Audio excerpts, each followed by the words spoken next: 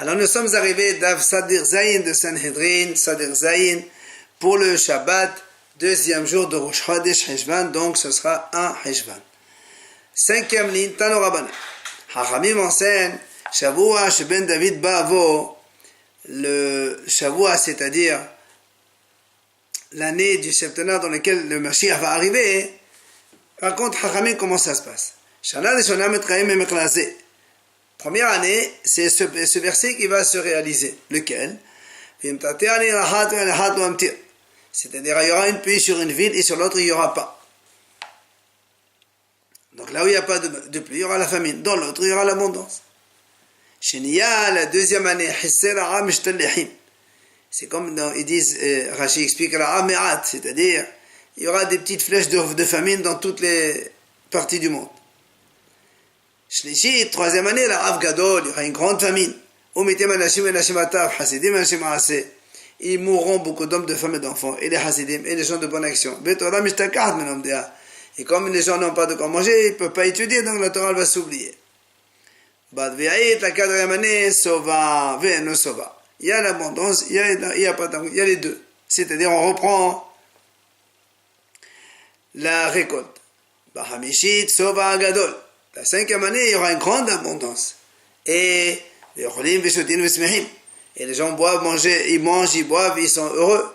Et du coup, la Torah, elle revient. Les gens, ils réétudient. À la sixième année, il y aura des voix. C'est-à-dire, Kolot, c'est soit des rumeurs comme quoi le Mashiach arrive, soit tout simplement les sonneries du chauffard. À la septième année, il y aura la guerre entre les Goyim et les Bnei Israël. Et Ben David, à la sortie de la septième, donc la huitième année, c'est le Mashiach qui arrive. Amar Rav Yosef, il vient Rav Yosef et dit, on a vu plusieurs fois où il y a eu des successions comme ça, mais c'est pas arrivé, le Mashiach quand même. Amar Abaye, il lui a dit, Abaye, est-ce que tu as vu que dans la sixième année, il y avait des rumeurs et dans la septième des guerres? Donc c'est pour ça qu'il n'est pas encore là. Et même si tu dis, est-ce qu'il y a eu vraiment tout le cèdre, l'ordre qu'on a cité maintenant dans les 7 années? Tania, Rabbi Yehuda Omer, Rabbi Yehuda dit, Dor Ben David Bavo, la génération dans laquelle le Mashiach arrive, Bet Abat et les Znout. La maison d'études devient une maison de prostitution. Le nord d'Israël sera donc détruit. Gavlani Yesham, c'est le nom d'un endroit aussi, il sera, Yesham, ça veut dire donc déserté. Il n'y aura plus personne qui habite là-bas. Et les gens de la frontière, ils vont tourner en rond, donc de ville en ville, et personne n'aura pitié d'eux. Et la sagesse des Hachamim, elle sera donc pas considérée. Et ceux qui craignent le péché seront détestés par les autres. Et le visage de la génération, c'est comme le visage des chiens. Le Rashi ramène deux explications. Soit vraiment ils ressembleront à des chiens, soit ils seront effrontés comme les chiens. Et la vérité sera donc absente. Alors, on a dit, ça veut dire quoi? On a expliqué dans la Yeshiva d'Ora, elle se fait petit troupeau et après elle disparaît complètement.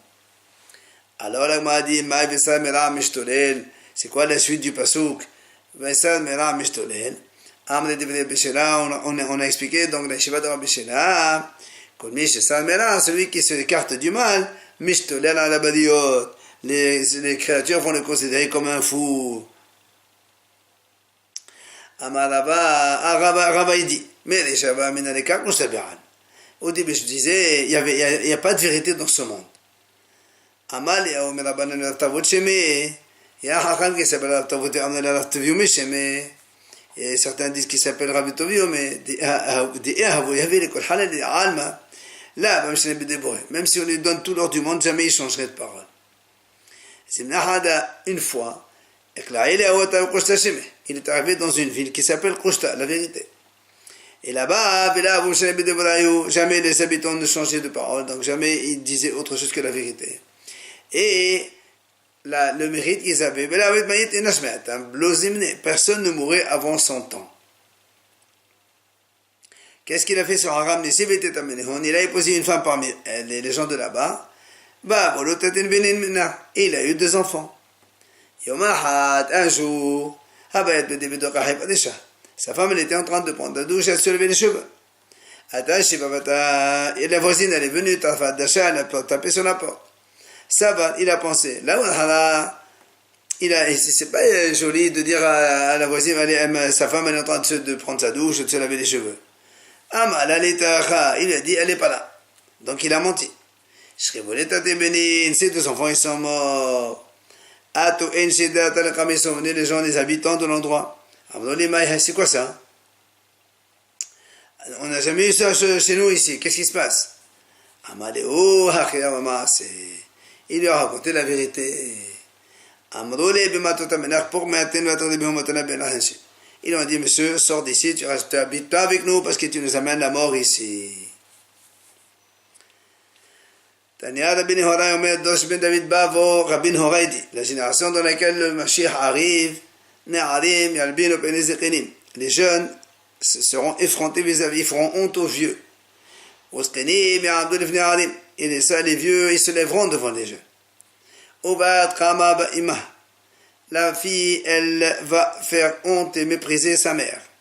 Elle a marié donc pour sa belle-mère. Les gens, ils seront comme des effrontés, comme des chiens.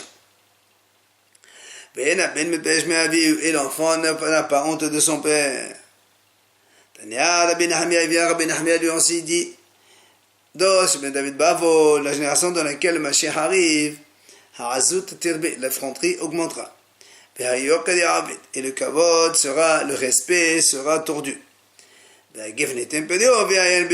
vigne donnera ses fruits, mais le vin sera cher. Ça veut dire qu'il n'y aura pas de bénédiction. Ou bien parce que tout le monde va boire du vin et du coup, il n'y aura pas assez. Et tous les royaumes deviendront diminutifs des non-croyants. Personne ne peut reprimander qui que ce soit. Et la Gemara dit, cette braïta, ça aide ce qu'il a dit Rabbi Ishaq. Qu'est-ce qu'il a dit?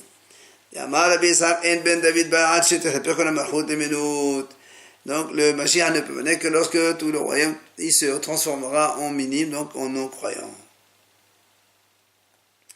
Il a dit Rabadou, on apprend ça. C'était comme dans les Négaïm, dans les taches de lèpre, quand la lèpre diffuse à tout le corps, ça devient tahor.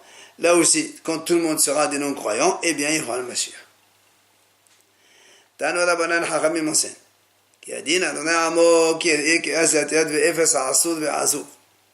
Le pasteur il dit comme ça que Hachem va juger son peuple, et après il verra que la main est fatiguée, il n'y a plus de Assouf et Azouf, arrêté ou abandonné. Et l'Agma explique c'est quoi ça? Le Mashiach ne peut venir que quand il y aura multiplication de Moser, c'est-à-dire des gens qui vendent les biens ou des vendent d'autres juifs aux autorités. Une autre explication, c'est-à-dire il y aura moins de disciples de Torah, ils ne pourront pas enseigner la Torah aux autres, ou bien les ramener à la tchouva. Une autre explication, il dit jusqu'à ce qu'il n'y a plus d'argent, les gens ils seront pauvres. Ou encore que, donc une autre explication, que les gens ils désespèrent. C'est-à-dire que l'explication de ce verset c'est que les gens ils disent il n'y a plus aucune personne qui peut nous aider. Comme Rabbi Zera qui quand il voyait les Hachamim qui discutaient du Mashiach, il leur a dit je vous demande s'il vous plaît de ne pas éloigner l'arrivée du Mashiach. Pourquoi? Parce que quand on en discute, on l'éloigne. Pourquoi il dit ça? Détanina parce qu'on a enseigné. Il y a 3 choses qui arrivent comme ça de façon impromptue sans qu'on en parle. C'est quoi les 3? Elohen, Mashiach, le Mashiach.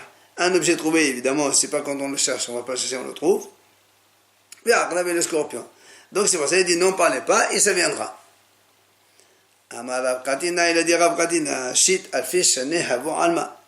le monde va durer 6000 ans. Et après les 6000 ans, il y aura un 1000 ans, donc, où sera Harouf détruit. Et là, il y aura Hachem seul. Abayama Triharu. Abay il a dit non, il y aura 2000 ans de destruction après les 6000 ans. Donc Hachem nous fait vivre même de 2 jours. Donc 2 jours, c'est le jour d'Hachem. Et le 3e jour, Hachem va nous relever, Tania, Kebate de Rav Katina, le Malhamin Nibrata comme Rav Katina, qui Shem Shashviat Meshamet et Sana, Hat et Shvashanim, de la même façon que la 7e année, une fois tous les 7 ans, car Haolam Meshamet et Shanim Shvat Alafim Shana, de la même façon, dans le monde, il y aura 6000 ans, plus 1000 ans les derniers, comme on a dit. Donc ça soutient le premier avis de Rav Katina. Cinema, Vingav, Adonai Levado Bayamao, Hachem sera seul chez vous. Rav Omer, mais c'est le Shabbat, Yom Shekolo Shabbat. Comme c'est marqué, donc un jour qui est considéré comme Shabbat, c'est le 7e millénaire. Et le jour de Hachem, c'est 1000 ans. Tana Divelia, on a enseigné dans les Shiva de Léo. Le monde va durer 6000 ans. 2000 ans de Tohu Bohu, il n'y avait pas de Torah. 2000 ans, c'est Torah. Les 2 milliers suivants, ce sera l'époque du Mashiach. On sait qu'Abraham Avinu est né en 1948 de l'année de la Torah. Et donc, quand il avait 52 ans, c'est là où il a commencé donc, à étudier et à enseigner, à diffuser le monothéisme dans sa génération. Et puis après, il rajoute les Yitzhak, Yaakov, Mitzrayim, Beth Amikdash, premier, deuxième, et même au-delà du deuxième Beth Amikdash, ça faisait 2000 ans de Torah. Et après, ça serait 2000 ans, donc ça devrait être 2000 ans d'époque messianique. Et seulement la Gemara a dit, malheureusement à cause de nos fautes, de nos péchés, alors que normalement après 4000 ans, ça devait être l'époque du Mashiach, et voilà maintenant on est à 5777 et toujours pas de Mashiach. Amali Eliyahu de Rav Yehuda, de Rav Salah Hasida. Il a dit, Eliyahu Navi à Rav Yehuda, le frère de Rav Salah. En ha'olam pachot mishemonim v'chamisha yuvlot. Ubayobel ha'aron ben David ba. Le monde ne peut pas durer moins de 85 jubilés. Comme le jubilé c'est 50 ans, eh bien 85 fois 50, ça fait 85 ans, ça fait 4000. Et 5 fois 5, donc 25, 4250 ans. Et après, dans les derniers jubilés, le Mashiach arrive. Amali lui a dit, est-ce que c'est au début donc le 86e jubilé ou à la fin? Amali, on a vu, il a dit, je ne sais pas. Kala ou no kala, est-ce qu'il va se terminer ou il ne se terminera pas? Amali, il a dit, non plus, je ne sais pas. Ravashi Amari, Ravashi il a dit, Amali, il dit, on a vu, il lui a répondu, Adacha la tstakili. Mais avant le 86e jubilé, n'attends pas le Mashiach, il ne viendra pas. À partir du 86e, là, tu pourras espérer, donc il viendra. Rab Hanan bat Hanifa, Shalahli Rab Hanan bat Hanifa de Rav Yosef. Rab Hanan, il a envoyé à Rav Yosef. Il lui a dit, Matzati Adam Echad, ou Yadum Echad Ktuba Shurit. J'ai trouvé un homme, il avait un parchemin écrit en hébreu, Belashon HaKodesh. Amati le Zomina Elcha, j'ai dit, d'où tu as amené ça? Amali, il m'a dit, les Hayalot shel Rome Niskati. J'ai été embauché par les armées de Rome. Et Oben Gezel Omem Satia. Et je l'ai trouvé dans les trésors là-bas de Rome. Et qu'est-ce qui a marqué là-dedans? Vechatou, les Ahad Arbat Alafim Umatayim Betishem Be'ahad Shana Levedatou Shel Olam Ha'olam Yitom. Il a marqué dans ce parchemin, après 4291 de la création, à partir de la création du monde, le monde s'arrête. Malheureusement, aujourd'hui, on est 5777. Mehen Milhamot. Taninim. Parmi ces années-là, il y aura des guerres entre les poissons. Mais Milhamot Gogomagog. Parmi d'autres années, ce sera la guerre de Gogomagog. Ush'ad Yemot HaMashiach. Et le reste, ce sera l'époque messianique du Mashiach. Mais Hachem ne va donc innover le Olam de nouveau que après 7000 ans. Rabaha, lui, il a dit non, après 5000 ans, pas 7000 ans. Et Mar, l'Agmar enseigne. Tanya, Rabbi Nathan Omer. Rabbi Nathan, il dit, ce passage-là, c'est-à-dire, il descend jusqu'aux profondeurs des abîmes, on n'arrive pas à le comprendre. Pourquoi? Le passage, il dit, qui hazon la mu'aid, ויפח לקס ולא יחזב, אם יתמהמה חכה כי ויבוא לו יאחר. Le passage dit donc, on attend un peu le moment, et ça arrivera le temps, et même s'il attend, il tarde, tu l'attends, car il viendra de toute façon, il ne va pas tarder. Alors comment on peut le comprendre? Il dit, ce n'est pas comme nos maîtres, Hakamim ont dit, comment on peut avoir, donc calculer la fin des temps, c'est comme on a vu dans Daniel, il y a marqué Aidan, Aidanin, Uflag Aidan. Aidan, c'est un temps. Aidanin, c'est 2 temps. Uflag Aidan est la moitié. Or, Hakamim et Rashi expliquent, Aidan, c'est les galoutes Messam, c'est 400 ans. Aidanin, c'est 2 fois 400, ça fait 800. 400 plus 100 égale 1200. Uflag Aidan est la moitié de 400 et 200, donc après 1400 ans. Donc, ça ne marche pas. Et non pas comme Rabbi Shamlai, lui, il expliquait Echaltem lechem dema, watashkemo bedmaot shalish. Le passage qui dit, tu leur as fait manger donc du pain des larmes, et tu les as donc donné à boire bedmaot shalish. Et il explique Rabbi Shamlai, lui, shalish, ça veut dire que le Galout Misraim et Galout Bavel, c'est le tiers du Galout dernier. Comment c'est que Galout Misraim c'est 400 ans et Babel c'est 70? 470, c'est le tiers du Galot Edom. Or, si on multiplie par 3, 470, on arrive 400 fois 3, 1200, et 70 fois 3, 210, ça fait 1410. Là aussi, malheureusement, c'est déjà passé. Mais là, que la Berkiba,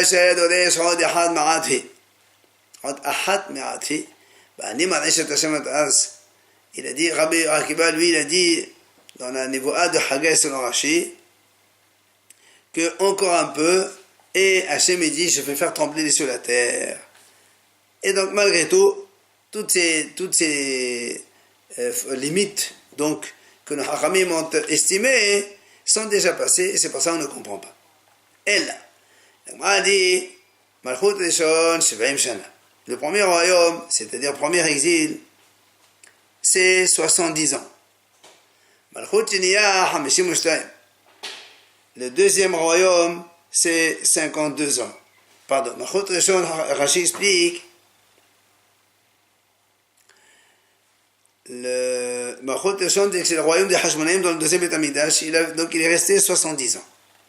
Le deuxième royaume, donc avec la construction du Beth Amikdash avec Hordos, ça a duré 52 ans. Enfin, Malchut Bekosevash Teshanim Omer, ça a 2 années et demie. Et c'était ça, les moments forts du deuxième Beth Amikdash. Amar Rabbi l'Agma dit, Ma vient faire la caisse veut c'est quoi? Il a fait la caisse. La caisse, c'est la fin des temps, mais le Chazé, il ne montira pas. Amar Rabbi Shmuel ben Nachmani, il a dit, Amar, au nom de Rabbi Nathan, t'es pas Hatzman shel Mehash v'Kassin. C'est-à-dire que ceux qui comptent les limites des temps, t'es pas Hatzman, ça veut dire qu'ils meurent. Pourquoi? Parce qu'ils disaient, puisque eux ils disaient que si la limite donc calculée arrive et le machin n'est pas venu, ça veut dire qu'ils ne viennent plus. Et là, hakelo. On a dit il faut l'attendre. Même s'il tarde, on attend quand même. Ah, on m'a dit peut-être que tu vas dire très bien, nous on l'attend, mais lui peut-être qu'il ne nous attend pas.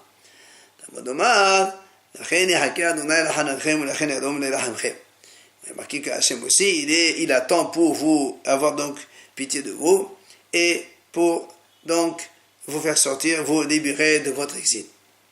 Alors il m'a dit, si nous on attend le Mashiach, et si Hachem il veut amener le Mashiach, alors pourquoi il n'amène pas? Tous les deux on attend, alors pourquoi il n'amène pas? Il m'a dit, c'est la rigueur de la justice. Alors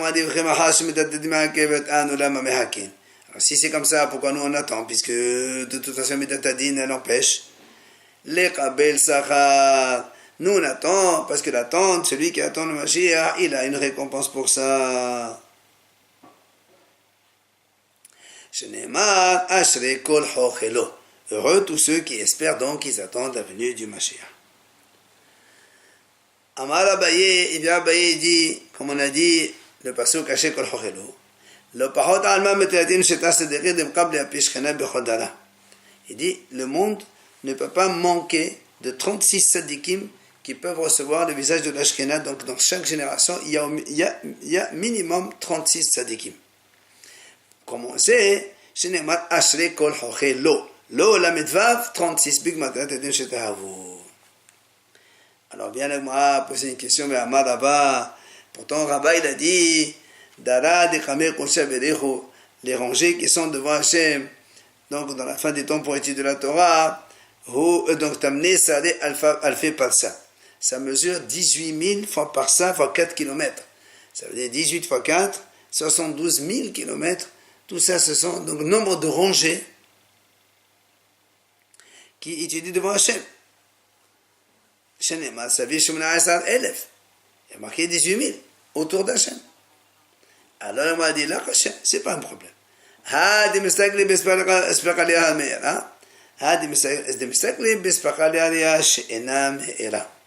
Il dit en fait, les 36 sadikim, eux, ils regardent la providence divine de façon claire et directe, et les autres, beaucoup moins, donc claire. Alors on m'a dit, est-ce qu'il y en a autant, quand on a dit, il y a 36 et pas moins. Pourtant Hizkiya a dit au nom de Rabbi Yirmiyah, il a dit Rabbi Shimon comme ça. J'ai vu les gens de valeur, ils sont très peu nombreux. S'ils sont 1000, moi et mon fils, donc Rabbi Elazar, on en fait partie. S'ils sont que 100, moi aussi et mon fils, nous en faisons partie. Si il n'y a que 2, c'est moi et mon fils. Donc tu peux dire, comment tu dis qu'il y en a 36? Là, Kacher, on m'a dit non, il n'y a pas de question. Là aussi, donc les 36, même s'ils sont dans la Spakala Meira, c'est-à-dire donc ils voient donc clairement Hachem, ils ont quand même besoin d'une autorisation de rentrer. Alors que Rabbi Shimon Bar Yochai parle de ceux qui rentrent sans aucune autorisation de n'importe quel malheur, tellement ils sont des tzadikim. Amar Rab, tous les termes donc pour le calcul du Mashiach sont donc terminés, ils sont dépassés, et la chose maintenant ne dépend que de la teshuva ou ma'asim tovim. Il faut qu'on fasse teshuva et de bonnes actions. Ça c'est Rab qui dit ça. Shmuel Amar, d'ailleurs, la Avel Siamot Bevlo. Shmuel a dit non, ça suffit pour l'endeuillé qui reste dans son deuil. Ça veut dire que même si Hachem, on ne fait pas de teshuvah, Hachem ne va pas rester tout le temps comme ça, il amènera comme un Mashiach, même sans teshuvah. Qui est Tanaï comme la Mahlok de Tanaïm. Rabbi Elazar Omer, Im Yisrael Arsin teshuvah Nigalin, Vem Lav Nigalin. Rabbi Elazar dit comme ça, si les Bnei Israël font teshuvah, ils vont être libérés. Sinon, ils ne seront pas libérés. Amal et Rabbi Yoshua et Eminasson Teshuvah Nigalin, s'ils ne font pas de teshuvah, ils ne seront pas libérés. Et là, quand je baruch hu ma'amedan min ha'sigzot torashot kehaman, mais ça l'ancien teshuvah mahazana mutav, Hachem il ne laisse pas une telle situation. Il le ramène à roi Racha comme Haman, et il obligera le Israël à faire teshuvah, et après ils redeviendront bons, et ce sera donc le Mashiach. Tania Edach, il y a notre braïta qui dit, Rabbi Elazar Omer, Im Yisrael Arsin Teshuvah Nigalin. Rabbi Elazar toujours le même qui dit, les Bnei Israël ne pourront être libérés, le Mashiach ne pourra venir que s'ils font teshuvah. Shenemar, Shuvu banim shuvavim, revenez, alors aide pas, Meshuvotechem, Hachem dit, donc moi aussi je guérirai votre teshuvah et je vous amène le Mashiach. Amar le Rabbi Yoshua, il vient Dieu, Yoshua dit, Bahaluk vaneemar, Hanam nimkatem, Elobi chesefte gaelu. Il dit, pourtant le pasuk il dit, vous avez été vendus gratuitement, mais vous ne serez pas rachetés non plus avec l'argent. Et la Gemara dit, c'est quoi Hanam nimkatem? Ba'avodat koravim. C'est-à-dire, vous avez été vendus aux idoles pour rien. Le mot Kesef ici, ça représente la Teshuvah Maasim Tovim, même si vous ne faites pas, alors vous allez être libéré quand même. Alors Rabbi Elazar dit, mais comment tu dis ça? Pourtant le passage dit, revenez vers moi et moi je reviendrai vers vous. Donc il faut bien qu'il y ait Teshuvah. Amar le Rabbi Yoshua, il a dit, Rabbi Yoshua, pourtant il y a marqué aussi, qu'Anochi ba'alti bachem, ולקחתי אתכם אחד מאלו שניים ממשפחה והבאתי אתכם ציון. Et le mot ba'alti, Rashi l'amène ici, mashma be'al korham. C'est-à-dire, par force, même si vous faites pas de Teshuvah, de toute façon, Hachem il viendrait à vous amener à Sion. Amar le Rabbi Elazar, b'Teshuvah benahat tevasherun. Et Rabbi Elazar dit, mais pourtant, voilà, il y a marqué aussi, b'Teshuvah benahat, avec la Teshuvah, vous allez être libérés. Amar le Rabbi Elazar, il réplique encore, il dit, pourtant, il y a marqué aussi, אמר לאדוני גואל ישראל וקדושו לבזי נפש למתעב גוי לעבד מושלים מלכים יראו הקמו שרים ישתחוו. C'est-à-dire les nefesh, même quelqu'un, les Bnei Israël, ils sont bisouillim, ils sont méprisés, ils sont dégoûtés, et ils sont donc avadim, ils viendront quand même sans tchouva, ils seront libérés, ils seront comme des rois. Il dit Rabbi Elazar, mais pourtant il y a aussi un passage qui dit si les gens font tchouva, vous revenez vers moi, et donc il faut tchouva. Amar le Rabbi Yoshua, il lui a dit Rabbi Yoshua, mais il y a aussi un passage qui dit j'ai entendu l'homme qui était habillé, dans Daniel c'est marqué ça. Il a levé son bras droit et son bras gauche vers le ciel. Et il a juré par le Dieu du ciel qu'il est Moed Moadim Ohese.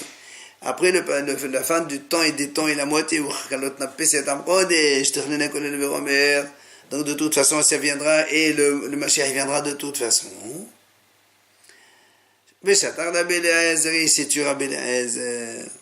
Donc on voit bien que quoi? Que même si les nations ne font pas de tchouva, le Mashiach viendra quand même. Amar Rabbi Abba en lechapes megulim ze.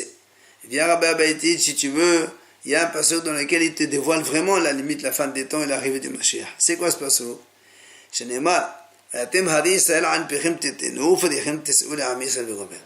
Quand les montagnes d'Israël vont donner des branches et ils vont donner des fruits, alors là, quand il viendra donc ce temps-là, on comprendra donc qu'on est proche du Mashiach. Rabbi Elazar dit non, j'apprends ça d'un autre passage. Avant ces jours-là, c'était avant l'arrivée du Mashiach, c'est-à-dire que l'homme, il n'aura plus donc de salaire dans son travail, ni l'animal non plus. Pourquoi? Parce qu'il n'y a plus d'argent, les gens ne pourront plus payer. Et celui qui sort, qui rentre, il n'y aura pas de paix de l'ennemi. On m'explique c'est quoi ce maïla Yosef la ben Salomon, ça veut dire quoi ce passage? Amad, il a dit Rav, même les disciples de Torah, que normalement eux, chez Katoubaim Shalom, même si eux ils sont considérés comme les zones de Shalom, de paix, alors, en Shalom et Pinessa, ils n'auront pas de paix à ce moment-là, tellement il y aura des malheurs et des drames.